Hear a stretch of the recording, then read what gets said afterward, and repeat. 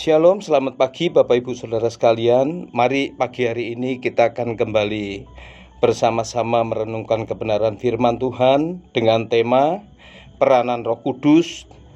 Bacaan Alkitab tertulis di dalam Kisah Para Rasul pasal yang pertama ayat yang ke-8 demikian. Tetapi kamu akan menerima kuasa kalau Roh Kudus turun ke atas kamu, dan kamu akan menjadi saksiku di Yerusalem dan di seluruh Yudea dan Samaria dan sampai ke ujung bumi. Bapak Ibu Saudara sekalian, janji tentang Roh Kudus kepada umatnya itu jelas punya maksud dan tujuan supaya murid-murid Tuhan pada waktu itu mereka boleh menjadi saksi-saksi Tuhan, saksi tentang ketuhanan Yesus Kristus buat banyak orang. Nah, kalau kita melihat apa yang kita baca pagi hari ini, itu merupakan janji yang Tuhan berikan kepada murid-muridnya tentang Roh Kudus supaya mereka menjadi saksi di Yerusalem, Yudea, Samaria sampai ke ujung bumi. Nah, kalau kita lihat di dalam Kisah Para Rasul pasal yang kedua, setelah murid-murid dipenuhi dengan Roh Kudus, dengan tanda-tanda lahiriah, ada lidah-lidah api di kepala mereka. Apa yang terjadi di dalam kehidupan murid-murid setelah itu? Mereka mengalami perubahan hidup yang luar biasa dan tidak berhenti sampai di situ.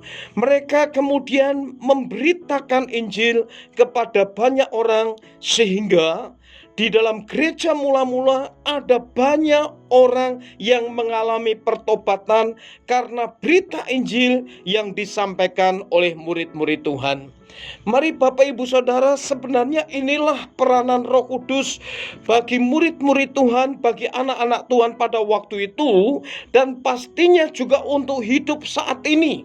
Bukan sekedar manifestasi saja dan berhenti sampai di situ.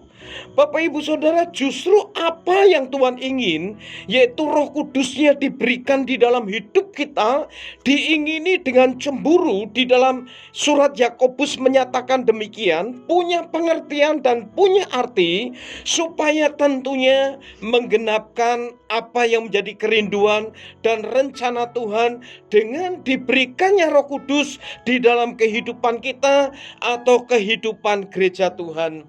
Mari Bapak Ibu Saudara sekalian, tema yang saya sampaikan pagi ini adalah peranan Roh Kudus. Peranan di dalam hal apa?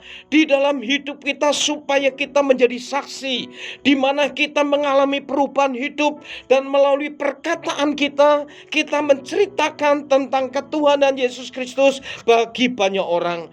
Jangan sampai bergeser, jangan sampai keliru, dan jangan sampai kita punya persepsi yang tidak sesuai dengan maksud, kehendak, dan rencana Tuhan.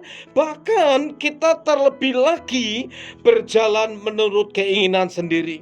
Paulus memberikan pesan kepada Timotius, Alkitab atau kitab suci tidak boleh ditafsirkan dengan sembarangan, apalagi hanya untuk memuaskan nafsu seseorang, nafsu pribadi. Setiap kebenaran firman Tuhan harus ditafsirkan sesuai dengan harapan dan keinginan Tuhan. Dan pagi hari ini saya mau kembali berpesan dan mengingatkan kepada kita semua, Roh Kudus diberikan di dalam hidup kita dengan tujuan supaya gereja Tuhan, umat Tuhan, kita pribadi lepas pribadi mengalami perubahan hidup, dan juga kita boleh menjadi saksi-saksi yang hidup, dan kita boleh memberitakan keselamatan yang dari Tuhan. Untuk itu mari pastikan setiap kita menggenapkan rencana Tuhan supaya kita tidak berdosa terhadap Allah, kita tidak berdosa terhadap Tuhan Yesus Kristus, kita tidak menyimpang dari keinginan Tuhan, kehendak dan rencananya, bahkan saat Roh Kudusnya diberikan di dalam hidup kita. Amin. Mari kita berdoa. Tuhan, kami bersyukur karena Engkau Allah yang begitu peduli terhadap kami. Bahkan Tuhan, Engkau tidak pernah membiarkan kami sendiri, dan itu benar. Engkau berikan Parakletos, roh pendamping, tidak saja mendampingi kami, tetapi tentunya supaya kami boleh menggenapkan rencana Tuhan, kami boleh menjadi saksi-saksi bagi banyak orang, dan tentunya kami juga boleh menjadi berkat bagi banyak orang. Untuk itu tolonglah berikan hikmat-Mu, hikmat yang datang dari Tuhan, supaya kami boleh hidup sesuai dengan harapan dan keinginan Tuhan, untuk memuaskan keinginan Tuhan, bukan untuk memuaskan hasrat kami pribadi, kesenangan kami pribadi, kepuasan bagi hidup kami sendiri, tetapi kami boleh menjadi kesenangan, kesukaan, dan boleh memuliakan Tuhan di dalam hidup ini. Terima kasih, kami bersyukur. Dalam nama Yesus kami berdoa. Haleluya. Amin.